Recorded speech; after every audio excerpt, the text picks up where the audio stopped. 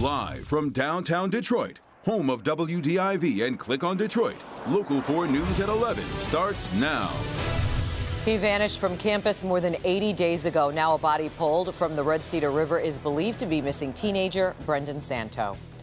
That body was found about a mile and a half from Yakeley Hall, where the Rochester Hills student was last seen. Santo disappeared in late October while visiting friends at MSU, and that led to a massive search effort. Local 4 Sean Lay joins us now live tonight.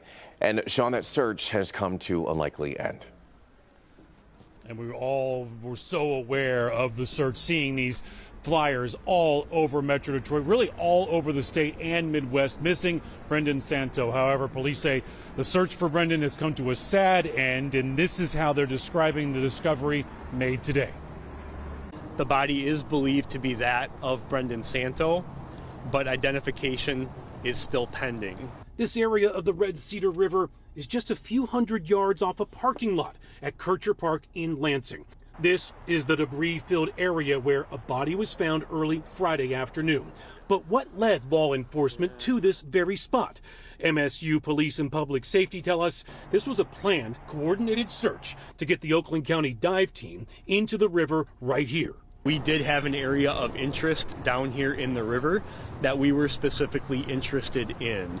It was a very complex and dangerous point of the river to search, and it required a lot of resources to do that. For more than 80 days, Brendan Santo's family, friends, the Rochester Hills, Grand Valley, and Michigan State communities rallied around the Santo family in hopes of a positive outcome. The goal is that we find Brendan, that he comes home. A reward reached $30,000. A petition circulated urging to dam the river to make it more safe for divers.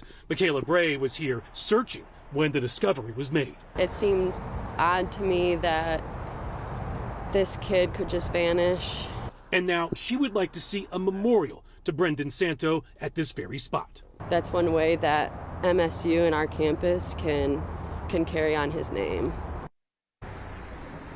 All right, back here live as the community continues really to wrap its arms around the Santo family, giving them all the support they need at this horrible time. The case now moves to the medical examiner and an autopsy. Evrod. Our hearts, of course, going out to the family at this time. Sean, thank you for the update. Now to the forecast. Temperatures staying below freezing pretty much all weekend. Yeah, let's check in with meteorologist Paul Gross, also tracking some snowflakes for tomorrow.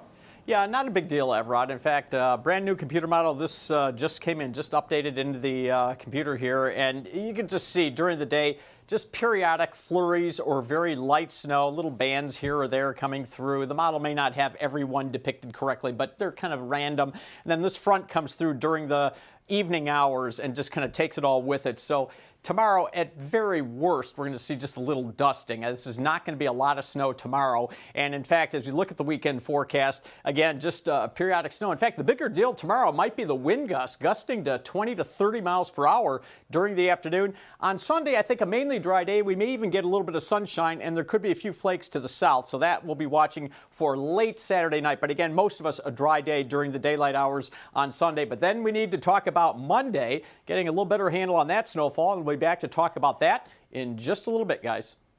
And now to controversy in Wayne County tonight involving an 18-year-old accused of shooting at deputies. Tonight, we know it happened on Tuesday when a driver cut off a fire truck responding to an emergency.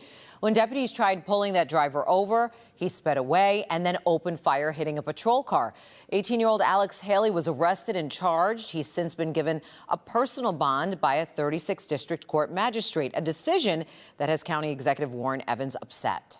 We put officers' lives on the line, really the public's lives on the line, because, the fleeing and the lootings are situations that not only threaten the police with chases, but also the public at large. For a person to get a tether personal bond just seems to me to be way above and beyond the pale of a reasonable. I'm really troubled by it. Wayne County Sheriff Raphael Washington also slamming the low bond, calling it both outrageous and not acceptable. Turning now to the coronavirus and the very latest Michigan numbers. Yeah, the state reported a two-day total of more than 33,000 cases and 210 deaths. The case total averages out to more than 16,000 per day. Meanwhile, the CDC released data on the effectiveness of vaccine boosters against the Omicron variant, and it shows boosters are 90% effective at preventing hospitalization from Omicron, while 2 vaccine doses are 57% effective after 6 months. The agency says those who are not vaccinated continue to face the highest risk of severe COVID-19. A former youth pastor is arrested and charged with child sex crimes. The St. Clair County Sheriff's Office says 27-year-old William Wall, a youth pastor at the River Church in Kimball Township, allegedly sexually abused 4 people dating back to 2014. His charges include 4 counts of criminal sexual conduct, 1 count of aggravated indecent exposure. Wall's bond set at $25,000. Former Macomb County Prosecutor Eric Smith appeared on Zoom for the continuation of his preliminary exam. He's charged with embezzlement and running a criminal enterprise for allegedly using county forfeiture funds for personal use. In May of 2019, state police seized a home security camera system that Smith purchased using county funds after a man was stopped outside his home in 2011. Sheriff Anthony Wickersham testified about the incident. So in that situation, I did call Eric Smith and just inform him of that individual. What I didn't want to happen was Deputy Conforti giving me that information and I don't do anything with it and something was to happen. The man didn't get a ticket and wasn't arrested. Smith's preliminary exam continues in 2 weeks. In other news tonight, a 911 call in Farmington Hills leads officers to nearly a dozen abandoned guinea pigs left to die in the freezing cold. Megan Woods reports it all starts with officers arriving to a dumpster at an apartment building.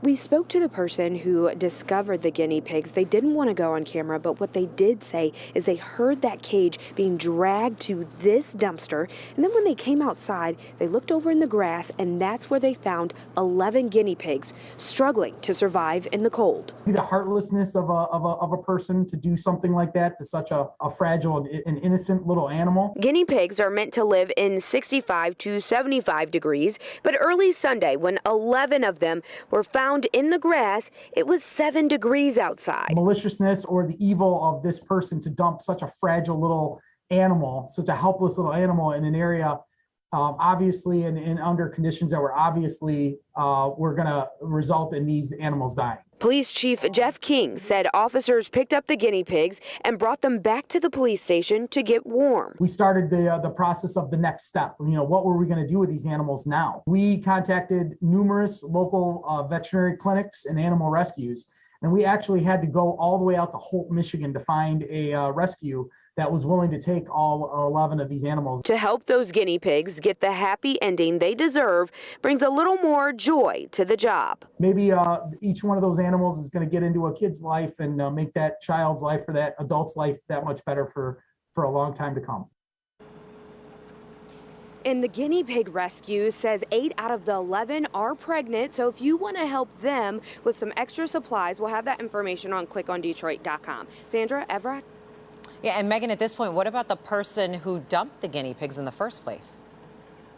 Well, police are still trying to identify that person, but the chief wants me to remind people to have compassion for these animals. Don't leave them outside. If you need help, there's resources at the police station or at some of these animal shelters. And if you can't take care of them, contact them. Don't just leave them out, those animals outside. Yeah, such an important reminder, especially as cold as it is right now. All right. Thank you, Megan.